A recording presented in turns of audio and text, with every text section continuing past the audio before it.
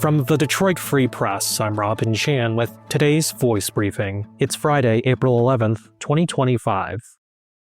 For the Detroit Free Press Autos team, I'm Jamie LaRoe. The economic fallout from President Donald Trump's autos tariffs, if they remain in place, will be felt in the paychecks of nearly 146,000 union workers and tens of thousands of salaried employees across the Detroit 3 automakers. At the request of the Detroit Free Press, Anderson Economic Group spent a week doing the math on how tariffs will impact automakers' profits. The group is projecting that the Detroit 3 will see a $5 billion reduction in operating profits in North America for the rest of this year. That decline will hit the labor force in their wallets. The group said UAW members' profit-sharing checks, which are based on automakers' operating profits, will decline by $1,000 to $5,000 this year compared to what they took home for 2024. Salaried employees will also see lower bonuses, but Anderson Economic Group could not provide a figure for it because that bonus formula is not made public. The formula for hourly workers is spelled out in the UAW's contract. For more on this story, including the reaction by UAW President Shawn Fain to the estimated hit to profit sharing, visit freep.com.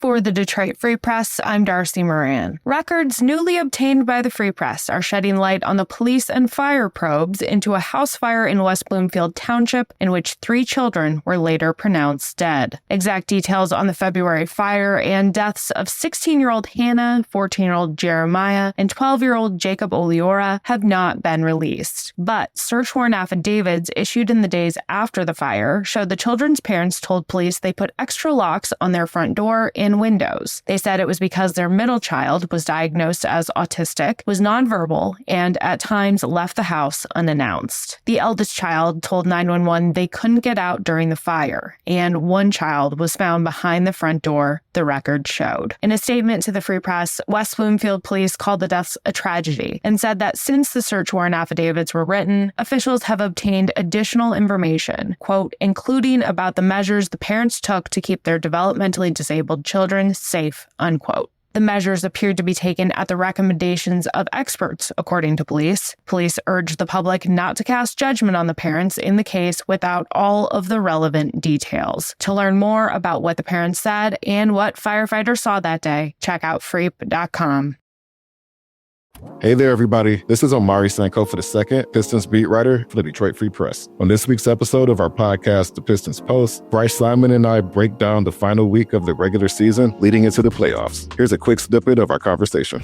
All I'm saying is sometimes when they lose these games that really turn into offensive battles, and some people may point to defense, like that's the answer, but it's because they don't have that night in and night out number 2 guy. And again, I'm not saying that J.I., Holland, Asar may not be those guys. It just, when I did the data, it's like, okay, it looks like they probably need a guy that's going to be close to 20 points per game to do this. And right now they don't. And that's okay. It was just kind of interesting little exercise in data that I put together. And there's probably been like 5 or 6, 7, 8, maybe 9 games since J.I.'s injury where I thought, man, if the Pistons had J.I., like they had a chance to win this one. So let's say you get 4 or 5 of those games, like now you're flirting with a 50-win season. So like it really does show it's right there. And, and that's something, and, we'll talk about this a lot, obviously, in the future, but how do you approach that? Like when you decide you want that guy and, does J.I. in year 4, basically, is he somebody that could fill those shoes as well and pick up where he left off?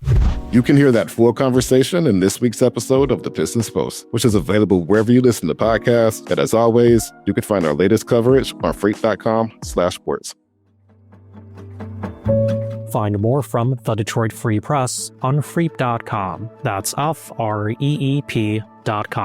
Thank you for listening. Have a great weekend, and you'll hear more from us Monday.